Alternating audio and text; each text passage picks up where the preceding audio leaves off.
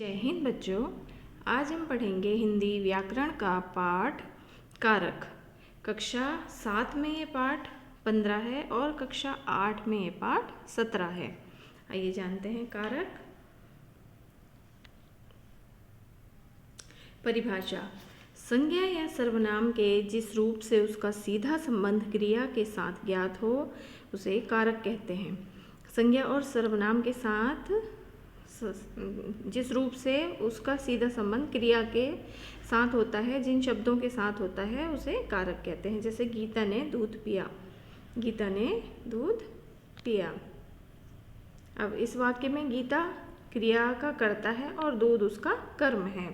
गीता कर्ता कारक है और दूध कर्म कारक है।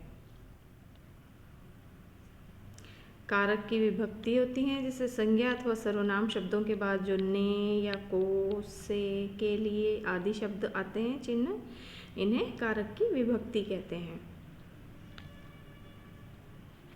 कारक के प्रकार। कारक 8 प्रकार के होते हैं। 8 प्रकार के होते हैं, ठीक है। हिंदी में कारक 8 प्रकार के होते हैं। उन्हें विभक्ति सहित देखा जा सकता है। अभी बताती हूँ मैं आपको विभक्ति। देखिए यहाँ पर इसकी परिभाषा और आपको साफ हो जाएगी।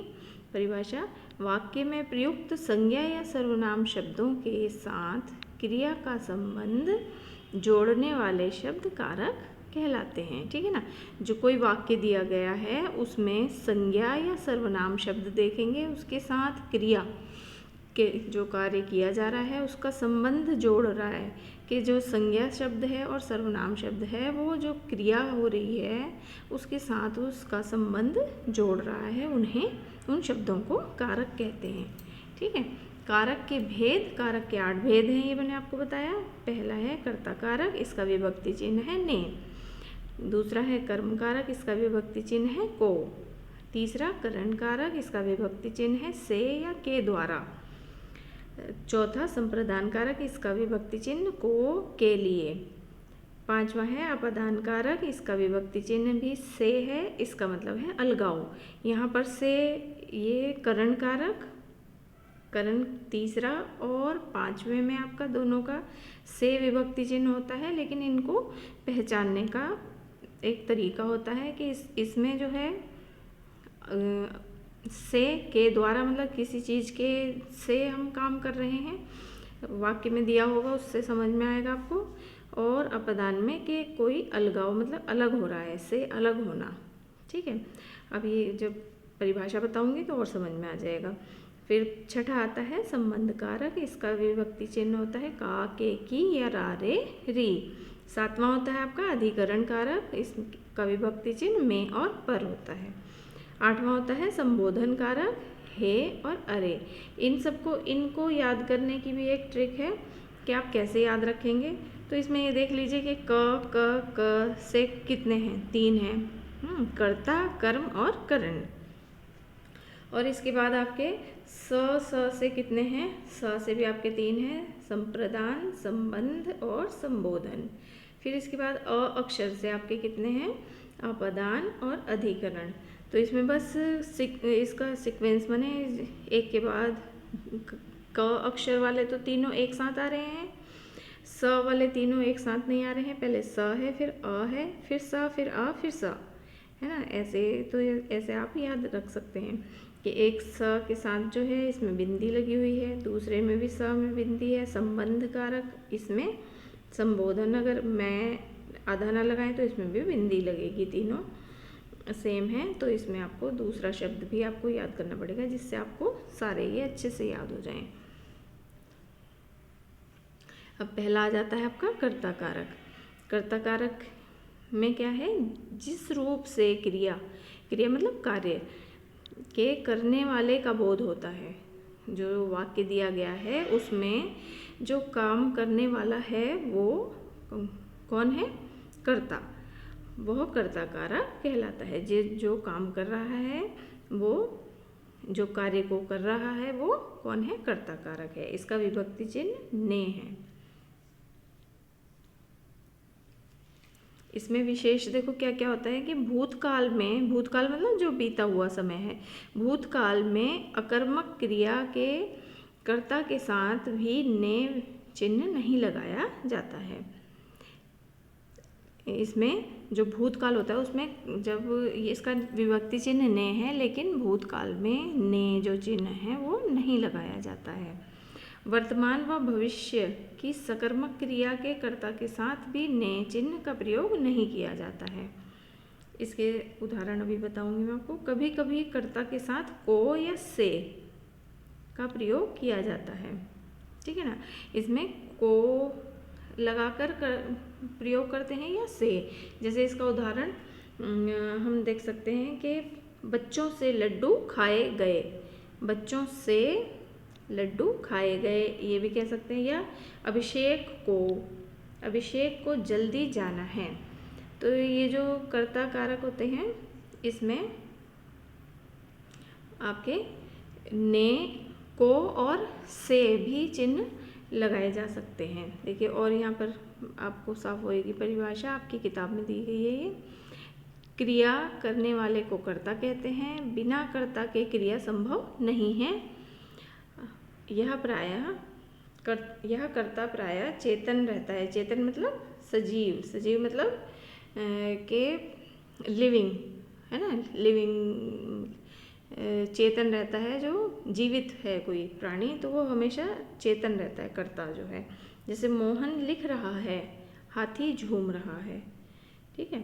और प्राकृतिक शक्ति या पदार्थ भी कर्ता के रूप में हो सकते हैं, जैसे सूर्य चमकता है, बादल गरजते हैं आदि। अविभक्ति देखो, कर्ता का कारक चिन्ह शून्य अथवा ने है। ने का प्रयोग भूतकाल सकर्मक क्रियाओं में होता है, जैसे माया ने अध्ययन किया, मृणाल ने यात्रा की।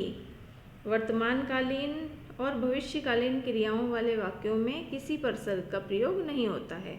जैसे मोहन व्यायाम करता है, ये वर्तमान काल हो गया, इसमें ने विभक्ति चिन्ह नहीं आ रहा है। ऐसे ही मोहिनी खेलेगी, तो ये भविष्य काल में है, लेकिन क्या है कि इसमें ने विभक्ति चिन्ह का प्रयोग नहीं हुआ है। ऐसे ही भूतकालीन अकर्मक क्रिया वाले शब्दों में भी परसर्ग का प्रयोग नहीं होता है।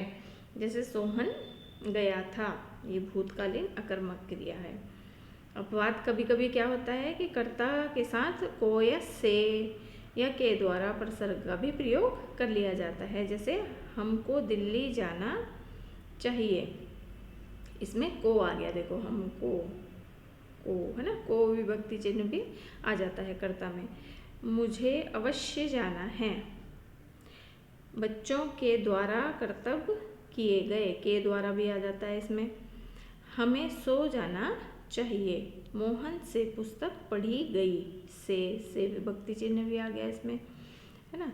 तो इसमें कभी कभी ज़्यादा नहीं, किसी किसी वाक्य में को, से या के द्वारा का भी प्रयोग किया जाता है।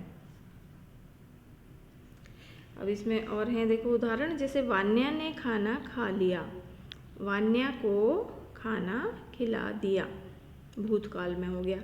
इसमें ने विभक्ति चिन्ह लगा दिया, और ने अगर हटा देंगे तो ये क्या बनेगा वाक्य, वान्या को खाना खिला दिया, ये भूतकाल में बन जाएगा। वान्या खाना खा रही है, इसमें किसी भी विभक्ति चिन्ह का प्रयोग नहीं किया। वान्या को खाना खिला दो, तो को विभक्ति चिन्ह का प्रयोग हो गया, इसमें कभी कभी हो जाता है। फिर वान्या खाना खाएगी, वान्या को खाना खाना है, ये भविष्य काल में हो गया, इसमें भी को विभक्ति चिन्ह का प्रयोग किया गया है। दूसरा आता है आपका कर्म कारक। क्रिया के कार्य का फल जिस पर पड़ता है वह कर्म कारक कहलाता है ना। क्रिया जो काम किया जा रहा है उस कार्य का जो फल है वो जिस पर पड़ता है वो कर्म कारक है। इसका विभक्ति चिन्ह को है कि कौन सा काम किया जा रहा है, जो करता है वो क्या काम कर रहा है, जिस काम को कर रहा है, जिस पर वो फल पड़ रहा है वो कर्म कारक होता है। यह चिन्ह भी बहुत से स्थानों पर नहीं लगाया जाता है। ये जो को विभक्ति चिन्ह है कर्म कारक में कहीं कहीं पर नहीं लगाया जाता है। देखो ये आपकी पुस्तक में दिया है, जैसे रंजन पुस्तक पढ़ रहा है, इसमें देखो को विभक्ति चिन्ह नहीं लगा हुआ है। रजनी ढोलक बजा रही है और राजन गेंद खेल रहा है। अब इसमें क्या है, इसमें क्रमशः पुस्तक, ढोलक तथा गेंद कर्म हैं। ये तीनों क्रिया के आधार हैं। कर्म ना, रंजन क्या कर रहा है कि पुस्तक पढ़ रहा है, कर्म कर रहा है, क्या कर्म कर रहा है कि पुस्तक पढ़ने का काम कर रहा है। राजन क्या कर रहा है, क्या कर्म कर रहा है, गेंद खेलने का कर्म कर रहा है। कर्म मतलब काम कर रहा है। रजनी ढोलक बजा रही है, रजनी क्या काम कर रही है, ढोलक बजा रही है। इसको हम कैसे पहचानेंगे, क्योंकि इसमें कोई विभक्ति चिन्ह नहीं लगा हुआ है। तो पढ़ी जा रही है क्या, इसमें हम प्रश्न पूछेंगे क्या लगा करके, क्या पढ़ी जा रही है, पुस्तक। तो ये हमें पता चल जाएगा कि ये कर्म कारक है। ऐसे ही बजाई जा रही है क्या, ढोलक, खेली जा रही है क्या, गेंद, अतः ये तीनों कर्म कारक हैं। अब क्या होता है, सामान्यतः कर्म के साथ कोई विभक्ति नहीं लगती, और ये जो ऊपर दिए हुए हैं तीनों वाक्य, इनमें कोई विभक्ति नहीं है। कभी कभी कर्म के साथ को या से का प्रयोग कर लिया जाता है, कभी कभी, है ना। को तो विभक्ति चिन्ह है ही इसका, लेकिन से का भी प्रयोग कर लेते हैं। तो इसमें कैसे पहचानेंगे, जैसे कृष्ण ने अर्जुन को समझाया। अब इसमें आप ये कहेंगे कि ने लगा हुआ है तो ये कर्ता कारक हो गया, तो ये कर्ता कारक नहीं होगा, क्योंकि कृष्ण जो है वो किस काम को, इसका जो कृष्ण का किया गया काम कार्य है उसका क्या फल निकल रहा है ना। तो इससे पहचानेंगे हम कि कृष्ण ने क्या किया है कि अर्जुन को समझाया। तो ये जो है को इसमें लगा है विभक्ति चिन्ह। ऐसे ही राम ने रावण को मारा, राम ने रावण को मारा के जो कर्ता है, ये कर्ता, वो उसका फल किस पर पड़ रहा है ये देखा जाएगा इसमें, तो को आएगा इसमें। ऐसे ही उसने मुझे या मुझसे कहा, तो इसमें से आ गया, मुझसे कहा। कर्म को पहचानने के लिए क्रिया से पूर्व, क्रिया जो वर्ब होती है क्रिया, उसमें क्या, कहाँ अथवा किसे प्रश्न कर सकते हैं। जैसे कोई वाक्य दिया गया है तो उसमें हम प्रश्न अपने आप ही प्रश्न पूछ सकते हैं कि क्या किया जा रहा है, क्या काम किया जा रहा है। जैसे अभी हमने ये वाक्य पढ़े कि पुस्तक कौन पढ़ रहा है, रंजन पुस्तक पढ़ रहा है, ये है ना, रंजन पुस्तक पढ़ रहा है और राजन गेंद खेल रहा है, रजनी ढोलक बजा रही है। तो इसमें क्या प्रश्न कर रहे हैं कि रंजन क्या पढ़ रहा है, पुस्तक, है ना, उत्तर ये आ रहा है हमारा। ऐसे ही रजनी क्या बजा रही है, ढोलक, राजन क्या खेल रहा है, गेंद। तो इससे हम पहचानेंगे कि प्रश्न स्वयं ही करेंगे और उससे जो हमें उत्तर मिलेगा तो वो कर्म कारक होगा। इसमें हमें ये क्या, कहाँ और किसे प्रश्न करेंगे, ये लगाकर हम प्रश्न पूछेंगे। जो शब्द इसका उत्तर हो वही कर्म कारक है। अब तीसरा आ जाता है आपका करण कारक। करण कारक में क्या होता है, देखो, क्रिया को करने में जिस साधन का प्रयोग होता है, साधन, ठीक है ना, ये साधन मेन है इसमें कि किस चीज़ का प्रयोग कर रहे हैं, वह करण कारक कहलाता है। करण कारक की विभक्ति से है, से विभक्ति चिन्ह है इसका। जैसे राम कलम से लिखता है, राम किस चीज़ से लिख रहा है, कलम से। राधा ने चाकू से सब्जी काटी।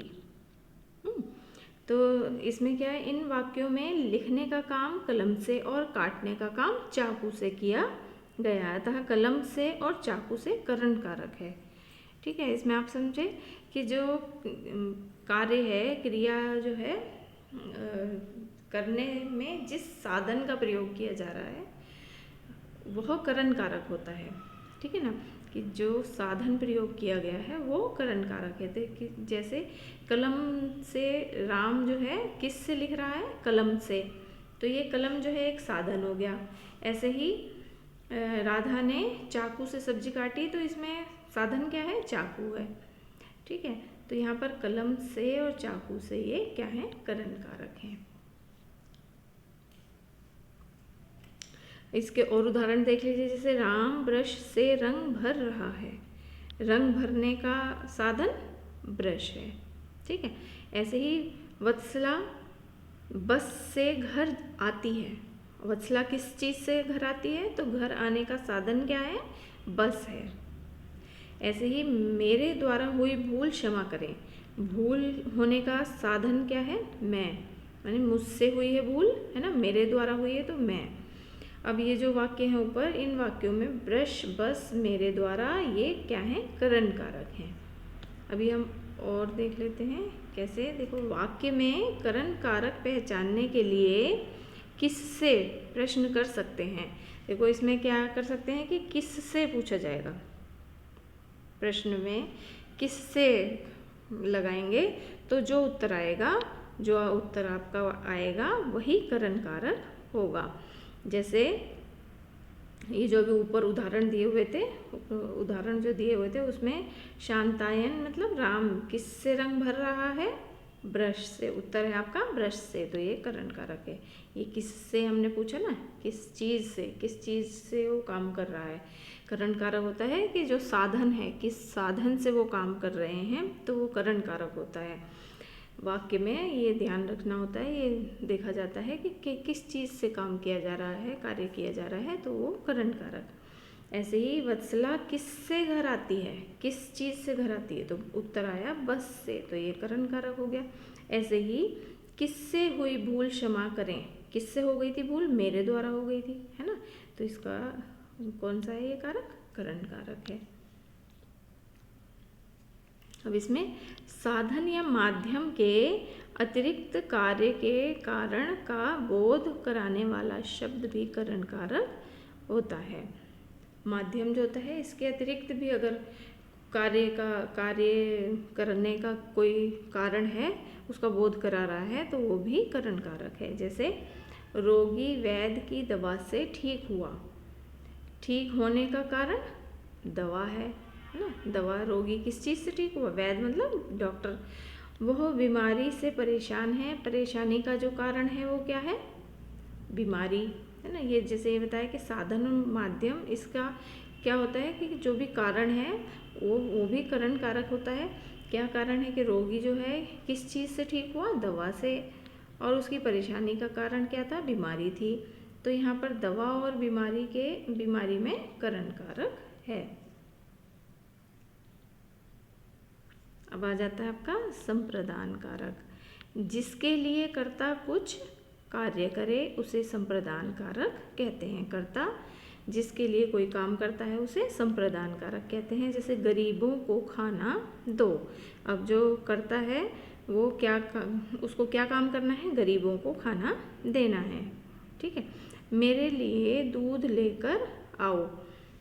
दूध लेकर आओ, जिसके लिए कर्ता कुछ करता है उसे संप्रदान कारक कहते हैं। यहाँ पर गरीब